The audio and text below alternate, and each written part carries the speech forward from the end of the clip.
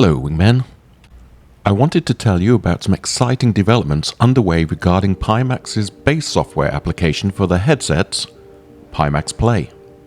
A beta version is currently under testing that provides a new Pimax OpenXR runtime which supports quad views and the continued use of OpenXR toolkit. Before now, Pimax Play only natively supported OpenVR, which is the basis for SteamVR. To be able to use an OpenXR supported game natively, you had to download and install Pimax XR, developed by Matteo Buccianeri, as a third-party developer not associated with Pimax. Some months ago, Matteo hung up his VR goggles and decided to move on to other things, leaving OpenXR Toolkit, Pimax XR, and quad views not to be maintained by himself any longer.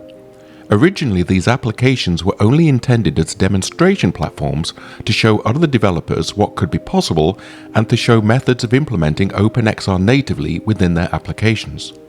What the new beta version of Pimax Play now includes is an OpenXR runtime of its own, just like MetaQuest software or Varjo software, such that Pimax XR is no longer needed as a third-party install. If you think this is a terrible idea, or the best thing since sliced bread, please comment below, as it'd be interesting to hear your thoughts on this, along with other elements Pimax should consider including in the software. If you'd like to take part in the testing of the beta software, head over to Pimax's official Discord, link in the description below, and find the Pimax Play beta channel. Follow the instructions and submit the form. Remember that this is beta software, and not for general public release, so you have to expect some bugs. Once downloaded, installation is as straightforward as one would expect. As a reminder, Pimax Play used to rely upon Pimax XR as an OpenXR runtime that supported quad views and permitted you to control quad views using Quad Views Companion, developed by one of the most handsome and humble mice in the business.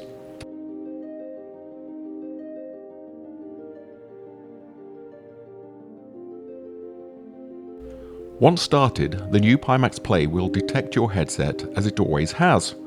However, there are a number of new features available in the software.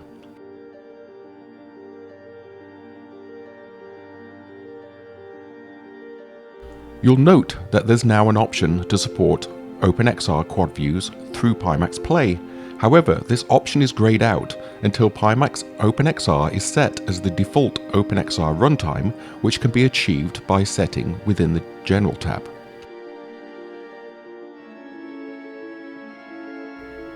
Once done, you'll note that quad views is now selected as a possibility for DFR, if the associated game supports it. Another useful feature is that local dimming now has a slider, and by setting slightly less than 1 as a value, you can eliminate the blooming effect that is associated with the older extreme setting. So now Pimax XR has its own OpenXR runtime. For the time being, you can still use Quad Views Companion to control your Quad Views preferences, but it's likely that Pimax will integrate this into Pimax Play at some point too. Let's try it out in DCS. The great news is that it simply just works, still the same clarity and eye tracking performance that you had with Pimax XR, but now one thing less to install. The performance appears to be about the same as with Pimax XR, so it would appear that the software team at Pimax has been following the OpenXR standard correctly and have done a good job of building their own OpenXR runtime. I am in the process of updating my DCS Pimax Crystal setup guide to give you the best options for your setup, in addition to including setups for the Pimax Crystal Lite. I will do the same for Microsoft Flight Simulator 2020 and Microsoft Flight Simulator 2024 when it comes out. If you're interested in that, please remember to hit subscribe so that you'll receive reminders when I upload new content in the future. In Microsoft Flight Simulator, here taking off from London City Airport heading westbound, you can see that everything works just as before, and that using DFR within OpenXR Toolkit is still an option, and the visuals and performance are great. Note that a native OpenXR runtime is also a precursor of proper pass-through, so that it's likely that this was needed anyway prior to launching the long-awaited MR pass-through faceplate.